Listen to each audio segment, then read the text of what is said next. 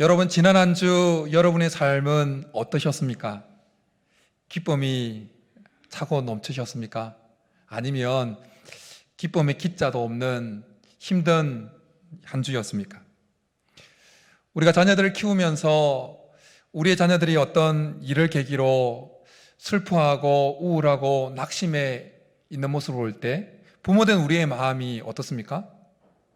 어쨌든 자녀들이 그 빨리 우울함을 털어내고 슬픔을 털어내고 절망을 털어내고 얼굴에 다시 웃음을 회복하고 그 삶의 기쁨이 회복되기를 원할 것입니다.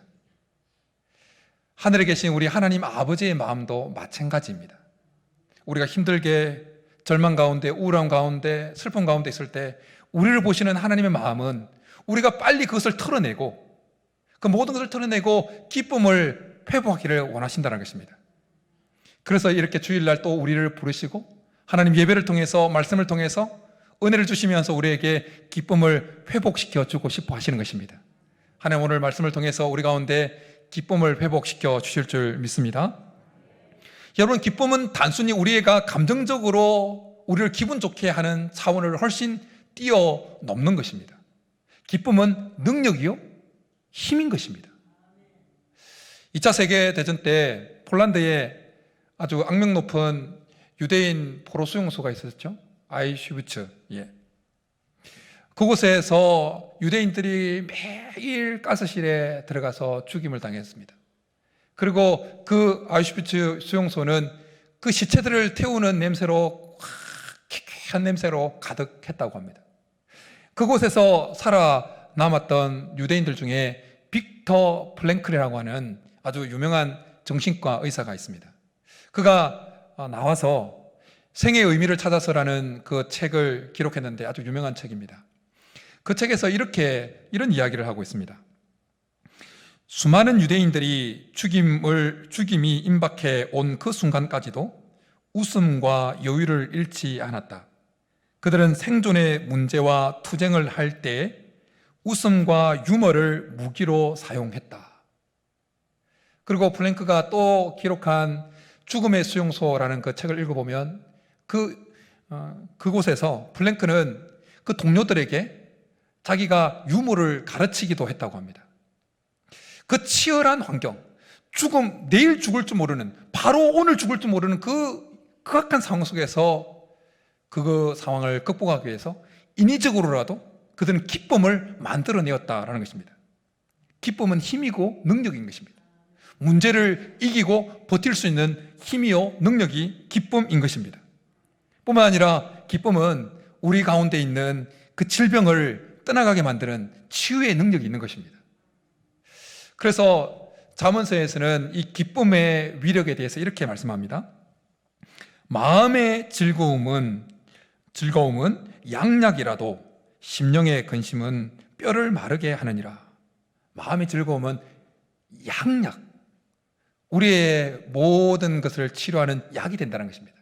그런가 하면 마음의 즐거움은 얼굴을 빛나게 하여도 마음의 근심은 심령을 상하게 하느니라 말씀합니다.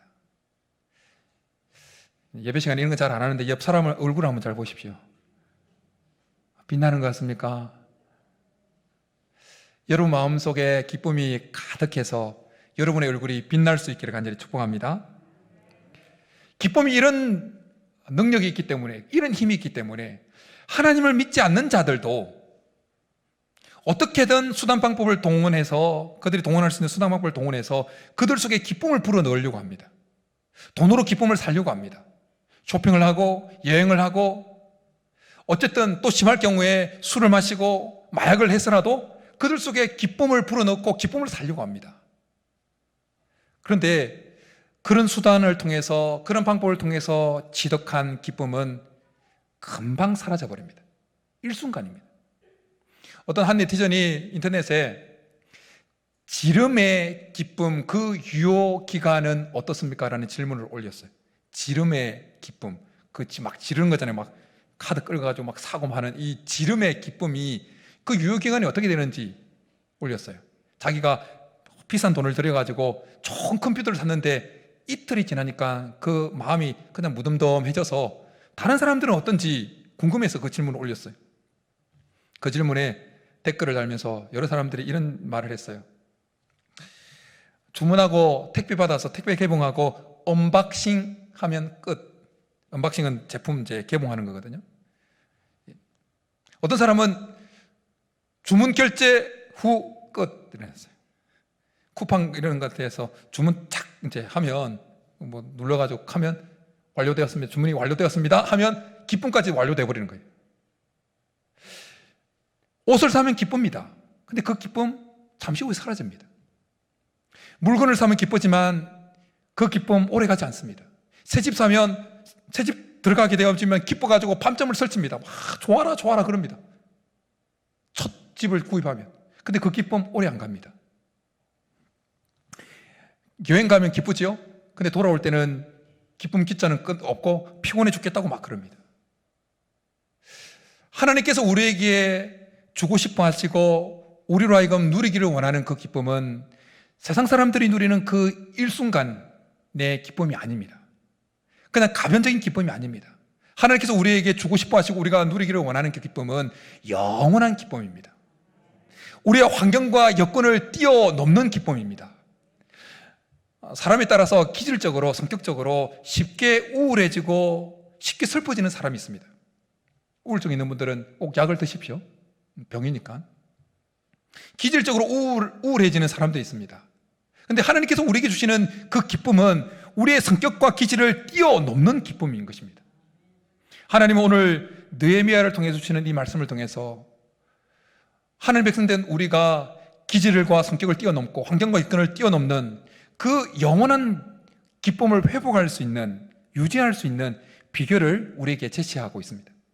오늘 말씀을 나누는 가운데 우리 가운데 하나님께서 주고 싶어 하시는 이 기쁨이 회복되어지는 은혜가 있기를 간절히 축복합니다.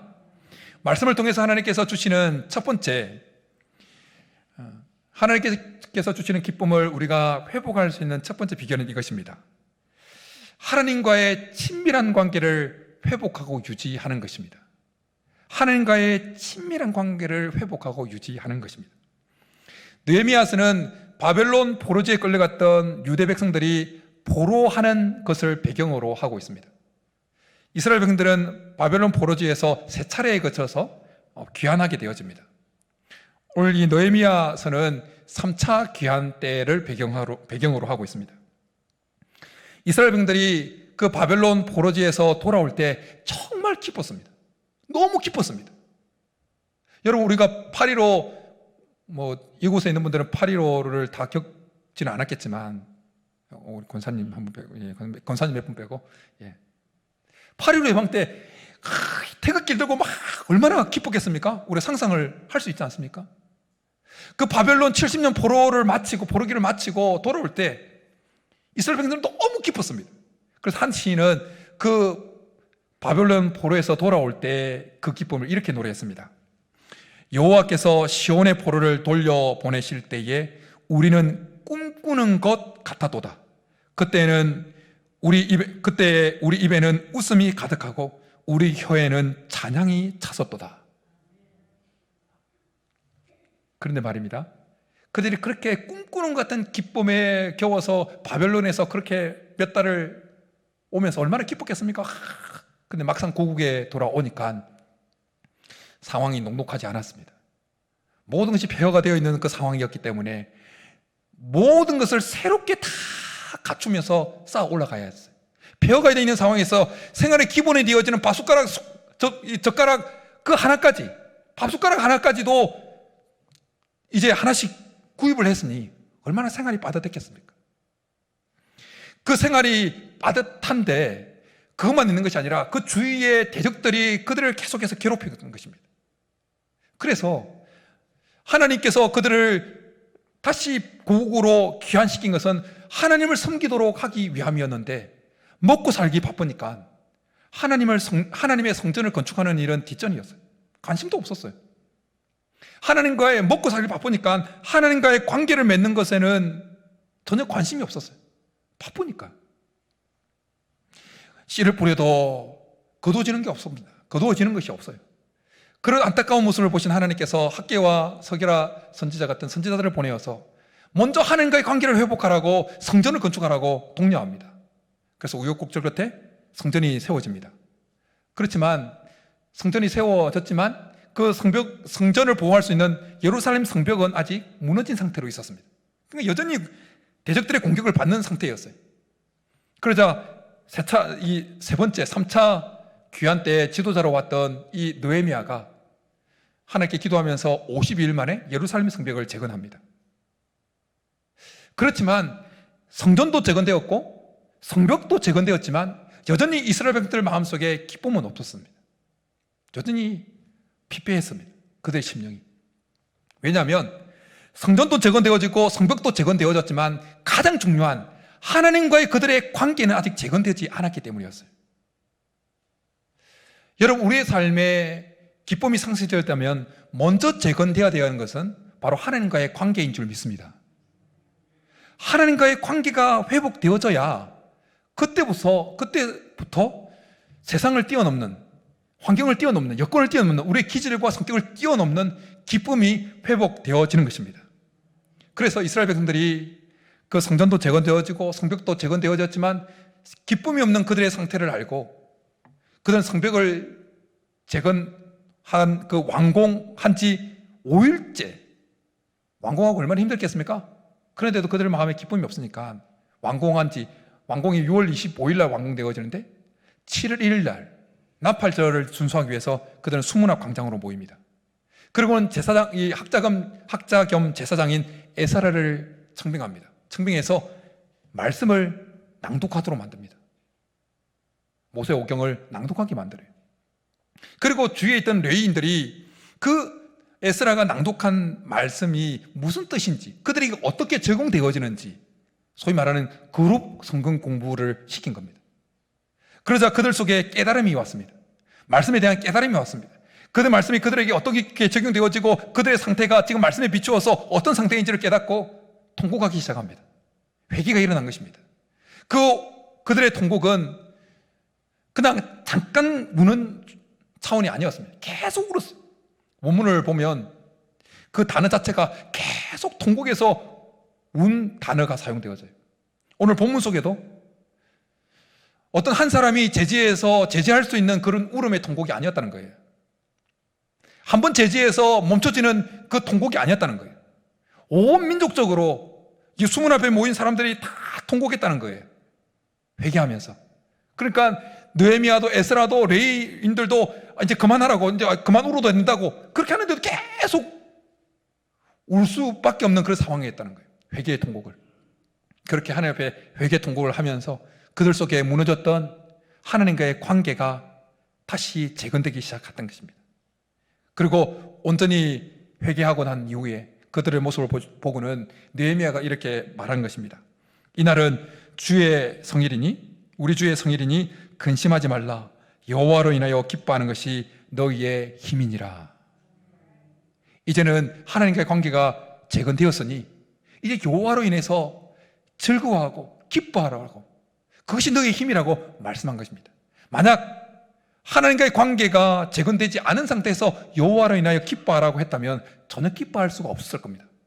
그러나 그들은 온전히 회개하면서 하나님 관계가 회복되어졌기에 이제 울음을 멈추고 근심하지 말고 여호와로 인하여 즐거워하라는 그 말을 듣고는 음식을 먹고 즐기면서 먹을 것을 나눠주면서 즐거워합니다. 오늘 우리가 읽은 본문 마지막 절 12절에 보면 이렇게 말씀합니다. 모든 백성이 곧 가서 먹고 마시며 나누어 주고 크게 즐거워하니 그 이유는 그들이 그 읽어 들려준 말을 밝히 암이라. 말씀을 알고 하나님과 관계가 회복되어진 것을 깨닫고 기뻐했다라는 것입니다. 여러분, 우리가 하나님을 섬기면서 하나님으로 인해 발생한 그 현상적인 것들로 인해서 기뻐할 수 있습니다. 예수님의 이름으로 귀신이 떠나가는 것으로 기뻐하고, 우리가 기도한 것에 하나님께서 응답해 주시는 그 응답의 요소들을 가지고 기뻐할 수 있습니다. 기도해서 길이 열리고 만남의 기회들이 포착되어지고 자녀들이 잘 되고, 그런 하나님을 믿는 것으로 인해 발생한 것들로 인해서 기뻐할 수 있습니다. 그래 여러분, 하나님께서 우리에게 정말로 원하시는 것은 하나님으로 인해 발생한 것들로 인해서 기뻐하기보다 하나님 존재 자체로 더 기뻐하기를 원하신다는 것입니다. 하나님과의 관계로 인해서 더 기뻐하기를 원하신다는 것입니다. 왜 하나님은 우리가 하나님으로 인해 발생한 현상적인 것들로 인해서 기뻐하기보다 하나님 존재 자체로, 하나님과 관계 그 자체로 기뻐하기를 더 원하실까요? 왜냐하면 하나님으로 인해 발생한 그 현상적인 것들은 우리의 삶에 나타날 수도 있고 나타나지 않을 수도 있기 때문입니다. 여러분, 예수님의 이름으로 귀신이 쫓겨나가는 거, 그때만 기뻐한다면, 그럼 쫓겨나지 않을 때는 어떻게 됩니까? 시무룩해지는 거예요. 기도 응답에만 기뻐한다면, 기도 응답이 없으면 어떻게 됩니까? 시무룩해지는 거예요. 하나님을 믿으면서 나타나는 그 좋은 현상들로만 기뻐한다면, 그런 현상들이 없을 때는 늘 침울한 상태로 있는 거예요. 여러분, 우리의 기뻐하는 수준이 하나님으로 인해 발생한 것들로만 기뻐한다면, 세상 사람들이 돈을 지불해서 물건 사고 기뻐하고 쇼핑하고 여행 가고 해서 기뻐하는 그 수준과 별반 다르지 않는 것입니다. 그런데 안타깝게도 저를 비롯해서 많은 그리스도인들이 하나님으로 인해서가 아니라 하나님으로 인해 발생한 것들로 인해 더 기뻐한다는 것입니다. 이게 아멘 하면 안 되는 거예요. 더 솔직하게, 더 직설적으로 말하면 우리는 하나님 존재 자체로 인해서는 기뻐하지 않습니다. 찬양, 대부분 찬양, 거의 모든 찬양을 보십시오. 다 하나님 존재 자체로 인해서 기뻐한다는 가사예요. 근데 그 찬양을 하지만, 실제로 우리가 그런 찬양을 하지만, 우리가 스스로 그렇게 하나님으로 인해서 기뻐한다고 생각하지만, 사실은 우리는 하나님으로 인해서 발생한 것들로 인해서 기뻐하면서 하나님 존재 자체로 인해서 기뻐한다고 착각하고 있는 것입니다. 그러기에 하나님으로 인해서 발생한 그런 좋은 것들이, 현상들이, 좋은 현상들이 나타나지 않으면 늘 그냥 기쁨 없는 거예요. 그냥 세상적인 기쁨 속에 살아가는 겁니다. 그리고 현상들이 나타나면 기뻐하다가 없으면 뭔가 하나님 나를 싫어하는 거구나, 나를 힘들어하는 거구나, 또 조금 안 좋은 일이 생기면 그 막 기쁨이 그냥 쑥 빠져나가 버리는 거예요. 예수님은 예수님을 따르는 이들에게 이렇게 말씀합니다. 내가 이것을 너희에게 이름은 내 기쁨이 너희 안에 있어 너희 기쁨을 충만하게 하려 함이라. 예수님은 예수님 자신 속에 있었던 그 기쁨이 우리 속에도 있기를 원하신다는 것입니다. 그렇다면 예수님 속에 있었던 그 기쁨, 예수님이 누리셨던 기쁨은 어떤 기쁨일까요? 어디서 오는 기쁨이었을까요?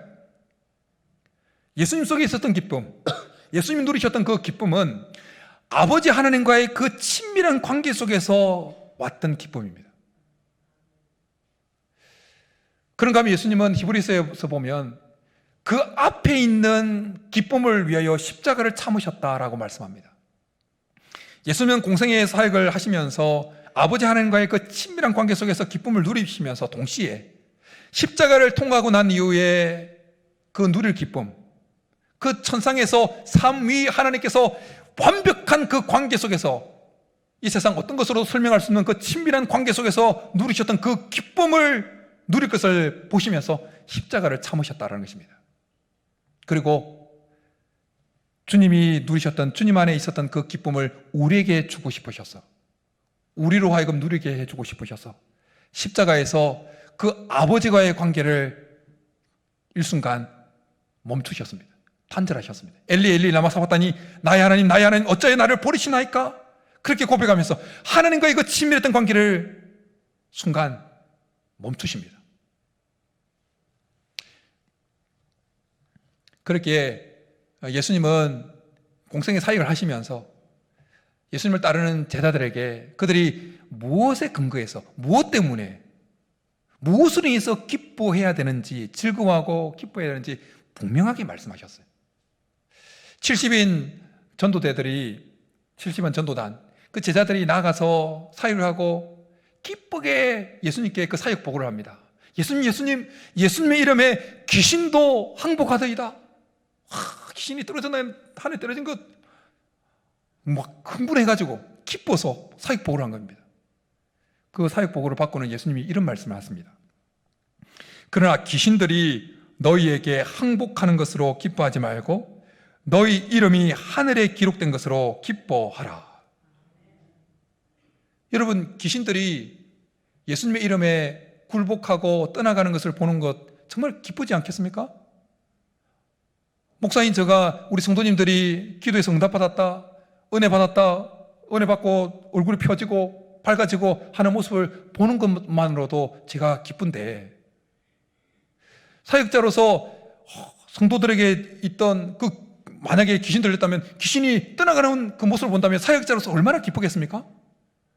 그런데 예수님은 그런 현상적인 것으로 기뻐하지 말라는 것입니다. 그런 가변적인 것으로 기뻐하지 말라는 것입니다. 왜요? 그런 현상적인 것은 나타날 때도 있고 나타나지 않을 때도 있으니까. 예수님의 이름으로 명했는데 떠나가는 것으로 기뻐한다면, 예수님의 이름으로 명했는데 떠나가지 않으면 어떻게 됩니까? 낙심되는 겁니다. 이거 내가 가짜인가? 가변적인 것이기 때문에 그것으로 인해 기뻐하지 말라는 것입니다. 오히려 너의 이름이 하늘에 기록된 것으로 기뻐하라는 것입니다. 너의 이름이 하늘에 기록된 것으로 기뻐하라는 것은 하나님과의 관계 때문에, 우리가 하나님을 아버지로 부를 수 있는 그 관계가 되어진 것 때문에 기뻐하라는 것입니다. 여러분, 오늘 예배에 참석한 우리들 중에 환경적으로 전혀 기뻐할 수 없는, 추석이지만 추석의 기쁨을 전혀 나눌 수 없는 그런 상황에 놓여 계신 분들이 계십니까? 오늘 바라기는 하나님께서 그분들에게 특별히 하나님 존재 자체로 인해서, 하나님과의 그 관계로 인해서 기뻐할 수 있는 은혜를 베풀어 주시기를 간절히 축복합니다. 성경은 우리들에게 항상 기뻐하라 라고 말씀합니다. 내가 다시 말하노니 기뻐하라고 말씀합니다. 여러분, 우리가 우리의 삶 속에 환경을 뛰어넘는 그 기쁨, 우리의 성격과 기질을 뛰어넘는 기쁨을 누리는 그 빈도와 그 강도는 우리가 얼마나 하나님과 친밀한 그 관계 속에서 하나님과 교제를 누리느냐에 달려 있습니다. 우리가 하나님과 정말 마치 애인과 친밀한 관계를 누리는 것처럼, 좋은 부부 사이의 관계를 누리는 것처럼, 그렇게 하나님과 친밀한 관계 속에서 친밀한 교제를 누리면 누릴수록 우리는 하나님께서 우리에게 주고 싶어 하시는 그 기쁨을 누리게 될 줄 믿습니다. 여러분, 기쁨은 성령의 열매 중에 하나라는 거 아시죠? 성령의 9가지 열매, 사랑과 희락과 화평과 오래 참음과 자비와 양성과 충성과 온유와 절제, 그게 9개에서 나오는 그 희락, 그것이 기쁨이죠. 우리가 하나님과 친밀한 관계를 유지하면서 성령께서 마음껏 우리 속에 역사하실 때 우리 속에는 세상이 알 수 없는, 세상이 감당하지 못하는, 세상을 이길 수 있는 기쁨이 임하게 될 줄 믿습니다. 주 안에서 기뻐하라고 하는 이 말씀은 바울이 로마 감옥에 갇혔을 때 성령의 감동하심을 읽고 편지 쓰면서 기록한 말씀입니다. 여러분, 지금 인권이 그래도 좀 보장된다고 하는 현대 감옥에서조차도 그 감옥 생활이 얼마나 힘듭니까? 감옥 안 가봐서 모르겠지만 얼마나 힘들겠습니까? 힘들어요. 그런데 2000년 전 인권이고 뭐고 아무것도 없는 그 감옥 어느 곳에 짓겠습니까? 괜찮은 땅에 짓겠습니까? 아니요. 쓸모없는 땅에 지어요. 물이 푹푹 올라오는 땅에 지어요. 그런 땅에 지은 그 감옥에서 있는데 어떻게 그곳에서 기뻐할 수 있습니까? 그것도 항상요. 바울은 그곳에서 항상 자기가 기뻐했기 때문에 다른 성도들도 기뻐하기를 그렇게 권면했던 것입니다. 바울로 하여금 그렇게 지옥과 같은 환경 속에서 기뻐할 수 있게 만들었던 것은 무엇이겠습니까? 바로 하나님과의 친밀한 관계였던 것입니다. 누가복음 16장, 사도행전 16장에 보면 바울과 실라가 전도하다가 박해를 받습니다. 그리고 붙잡혀서 몸이 만신창이가 되도록 맞습니다. 그리고 빌립보 감옥에 던져져서 갇힙니다. 근데 그 몸이 만신창이가 되어진 상태에서 빌립보 감옥에서 바울과 실라가 하나님께 기도하고 찬송했다라고 표현하고 있습니다. 여러분, 몸이 만신창이가 되어진 상태에서 찬양이 어떻게 나오겠습니까? 지난주 월요일 날 화이자 제가 백신 2차를 다 접종했는데요, 이틀간 죽는 줄 알았어요. 그 정도는 아니었고 비몽사몽 비몽사몽 뭘 할 수가 없어요. 뭘 좀 하려고 그러면 그래가지고 이틀간 힘들었어요. 그 힘든 상황 속에 찬양이 잘 안 나오더라고요. 찬양이. 그 몸이 만신창이 된 채찍에 맞아가지고 만신창이 되어진 그 바울이 그 감옥 속에서 신라가 그 찬양할 수 있는 힘이 어디서 나왔겠냐고요.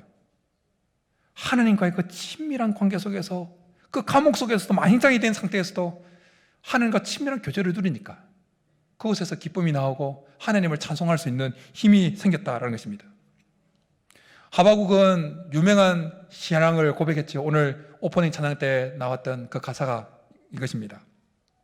비록 무화과 나무가 무성하지 못하며 포도나무에 열매가 없으며 감람나무에 소출이 없으며 밭에 먹을 것이 없으며 우리의 양이 없으며 외양간에 소가 없을지라도 나는 여호와로 말미암아 즐거워하며 나의 구원의 하나님으로 말미암아 기뻐하리로다. 하박국이 언급하고 있는 이 무화과, 포도나무, 감람나무의 소출, 소와 양, 이것은 그들의 메인이에요. 메인, 주 업종입니다. 주요 농산물입니다. 그런 것이 다 없어요. 그런데 무엇으로 인해서 기뻐한다고요? 구원의 하나님으로 인해서 기뻐한다고 합니다. 한 시인은 하나님께 기도하면서 이런 고백을 합니다. 주께서 내 마음에 두신 기쁨은 그들의 곡식과 새 포도주가 풍성할 때보다 더하니이다. 여러분, 추수꾼에 있어서, 농사꾼에 있어서 가장 기쁜 때는 언제입니까? 추수할 때입니다. 그리고 그 추수할 때 그 곡식이, 추수하는 것이 풍성하면 풍성할수록 그 비례해서 기쁨이 올라가죠. 그런데 시인은 하나님께서 우리에게 주신 그 기쁨이 그 추수꾼의 그 풍성할 때보다, 추수할 것이 풍성할 때보다 더하다고 고백하고 있는 것입니다. 여러분, 성경에 그 기쁨을 고백했던 그 믿음의 사람들의 고백을 잘 들어보십시오. 그들이 하나님으로 인해서 발생한 그 현상들 때문에 기뻐한다고 고백합니까? 아니요. 하나님 존재 자체로, 하나님과의 그 관계로 인해서 기뻐한다고 고백하는 것입니다. 그들이 하나님으로 인해서 나타난 그 현상, 좋은 현상들로 인해서 고백한다면 그들은 기뻐한다는 고백이 아니라 죽었구나, 이제 절망이구나, 왜 이런 일이 일어났는가, 불평과 절망의 고백만 했을 겁니다. 그러나 그들 속의 고백은 하나님과의 관계 속에 하나님 존재 자체로 인해서 나오는 고백이었기에 기뻐한다고 고백할 수 있었던 것입니다. 바로 하나님께서 우리 속에 그 하나님과의 좋은 관계를 회복시켜 주시기를 하는 축복합니다. 근원적이고 영원한 기쁨이 우리 속에 회복될 줄 믿습니다. 그런데 오늘 본문을 자세히 읽어보면 우리가 기쁨을 회복하기 위해서 하나님과의 그 친밀한 그 관계를 회복하는 것과 아울러서 또 중요한 요소가 하나 있다는 것을 발견하게 되어집니다. 그것은 서로 기쁨의 재료를 나누는 것입니다. 서로 기쁨의 재료를 나누는 것입니다. 오늘 본문을 보면 먹고 마시며 나누어 준다는 표현이 2번이나 등장합니다. 하나님께서 원하는 기쁨의 회복은 공동체적인 기쁨의 회복입니다. 그냥 어떤 특정 사람만 기쁨을 회복하고 어떤 사람은 그냥 아픈 상태로, 슬픈 상태로, 절망한 상태로 있기를 원하지 않는다는 것입니다. 하나님은 공동체에 속해 있는 모든 사람들이 기쁨을 회복하고 그 기쁨을 누리기를 원하신다는 것입니다. 여러분, 추석이 되어서 가족 식구들 모였을 때 그 가족 중에 아픈 사람이 있으면 어떻습니까? 마냥 즐겁습니까? 자식들 많이 있는데 여러 자식들 다 잘 되어서 세상적으로 뭐 잘 되고 다 건강하고 하는데 한 자식이 아파요. 한 자식이 사업이 망했어요. 그런 가족들이 다 모였을 때 마냥 즐겁습니까? 아니요. 즐겁지 않습니다. 저 개인적인 이야기를 해서 죄송한데 제 어머니가 지금은 이제 천국에 가셨는데 오랜 기간 동안 파킨슨 병을 앓으셨습니다. 파킨슨 병 아시죠? 떨고 기억력하고 오랜 동안 병원에 오래 계셨어요.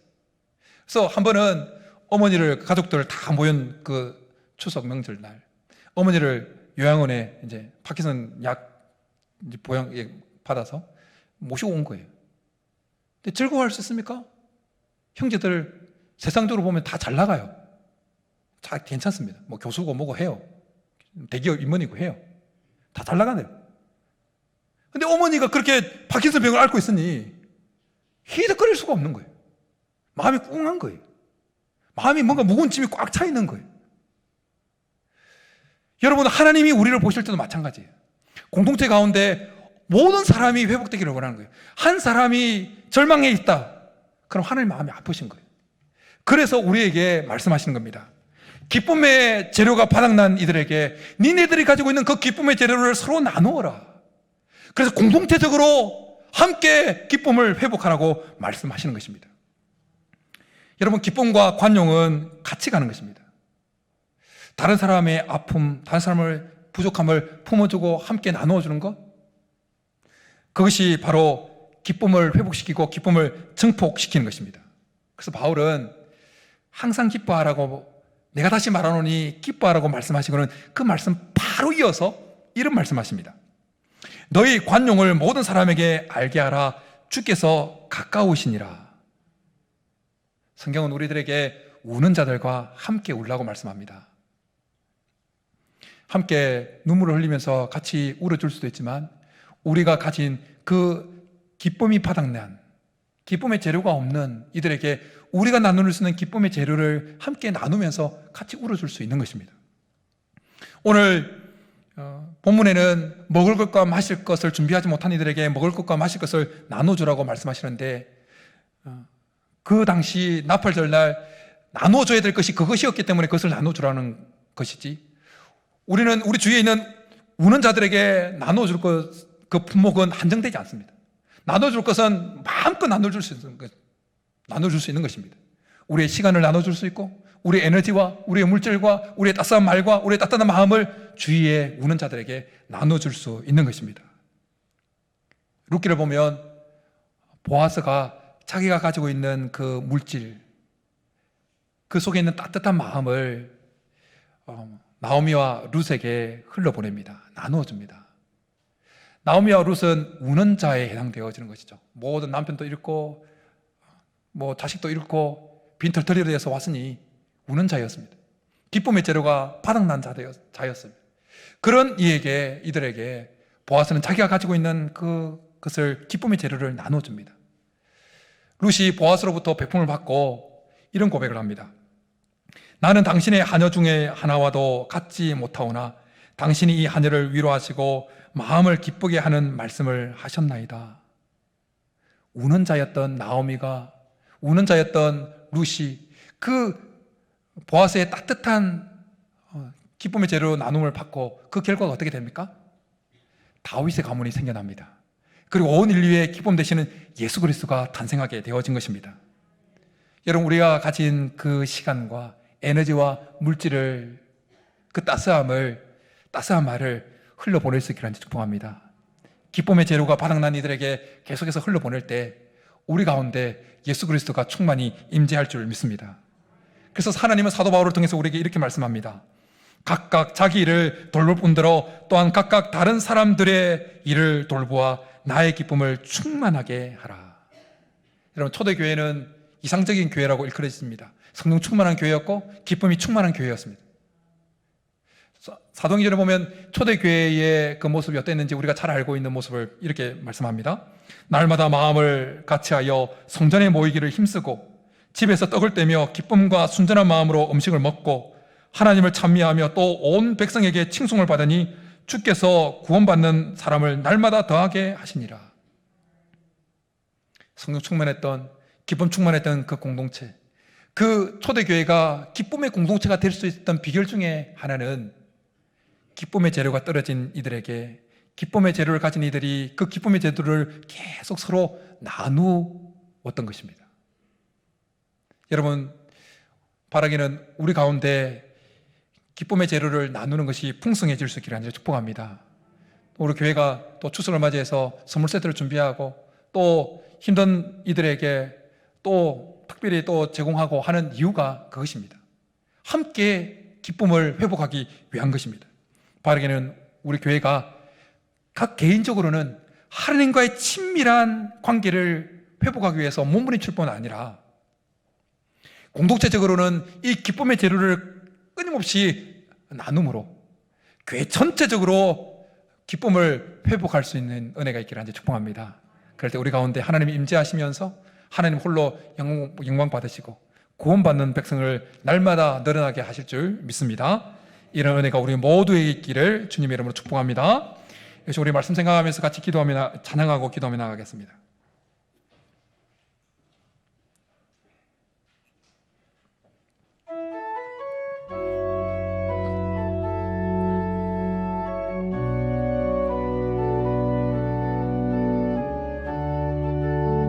주께 가까이 날 이끄소서.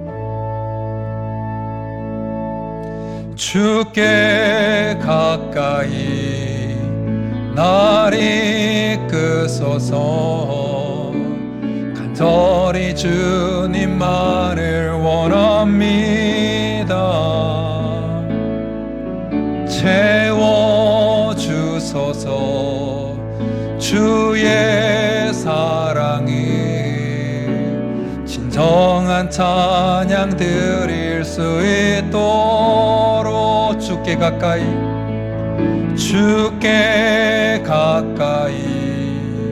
날 이끄소서. 간절히 주님만을 원합니다. 채워주소서.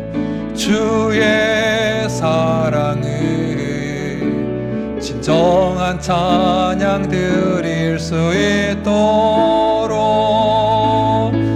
목마른 나의 영혼 주를 부르니 나의 맘 만져 주소서. 주님만을 원합니다. 더 원합니다. 나의 맘 만져 주소. 목마른 나의 영혼 목마른 나의 영혼 주를 부르니 나의 맘 만져 주소서. 주님만을 원합니다. 더 원합니다. 나의 맘 만져 주소서. 역시 우리 말씀 생각하며 같이 기도하며 나아가겠습니다. 세상 사람들처럼 일시적인 기쁨, 가변적인 기쁨, 현상적인 것들에 기뻐하는 자들이 아니라 더 근원적인 것, 하나님 존재 자체를 인하여, 하나님과의 관계로 인하여, 우리가 하나님의 자녀가 되었다는 이 사실로 인하여 기뻐할 수 있도록 하나님께서 우리 가운데 하나님과의 친밀한 관계를 회복시켜 달라고, 뿐만 아니라 기쁨의 재료를 끊임없이 나누어서 우리 안에 공동체적인 기쁨의 회복이 일어나게 도와달라고, 그래요 이곳이 천국이 되게 도와달라고 우리 말씀 생각하면서 주여 한번 부르기도 나가겠습니다. 주여. 살아계신 하나님 아버지, 하나님께서 우리 가운데 은혜를 베풀어 주셔서 우리 각자가 하나님과 정말 친밀한 관계를 회복하게 도와주옵소서. 그래서 가변적인 것, 현상적인 것, 하나님으로 인해서 나타나는 그 형상적인 것으로 기뻐하는 자들이 아니라 하나님 그 존재 자체로 기뻐하고 하나님과의 그 맺은 그 관계로, 우리가 하나님의 자녀가 되었다는 이 존재 자체로, 그 관계 자체로 기뻐하게 도와주옵시고, 하나님 우리 속에 있는 그 기쁨의 재료들을 서로 흘러보내면서 우리 안에 공동체적인 기쁨의 회복이 일어날 수 있도록, 한 사람도 예의 없이 다 기쁨을 회복하는 공동체적인 기쁨이 우리 속에 일어날 수 있도록 역사하여 주옵소서. 그래서 하나님께서 이곳 가운데 임재하시고 하나님 영광 받으실 뿐만 아니라 이곳이 천국이 될 수 있도록 역사하여 주옵소서. 우리 가운데 은혜를 베풀어 주옵소서. 하나님 아버지, 아파하고 슬퍼하고 절망에 있는 우리를 보시고 기쁨을 회복시켜 주기를 원하시는 하나님, 그래 우리에게 말씀 주시니 감사합니다. 하나님과의 깊은 친밀한 관계를 회복하도록 은혜를 베풀어 주옵소서. 그래서 가변적이고 현상적인 것으로 인하여 기뻐하는 자들이 아니라 더 근원적인 것, 하나님 존재 자체로 인하여 기뻐하는 자가 되게 하시고, 하나님과 맺어진 그 관계로 인하여 기뻐하는 자들이 되게 도와주옵소서. 뿐만 아니라 우리가 서로 기쁨의 재료들을 서로 나눔으로 우리 안에 공동체적인 기쁨의 회복이 일어날 수 있도록 역사하여 주옵소서. 그래서 우리 가운데, 우리 공동체에 속해 있는 이들 중에 한 사람도 슬픔 가운데 지내지 않게도 하시고, 기쁨을 회복하고 다 함께 즐거워할 수 있는 천국이 될 수 있도록 역사하여 주옵소서. 그렇게 주실 줄 믿고 감사를 드리며 예수님의 이름으로 축복하며 기도드립니다. 아멘.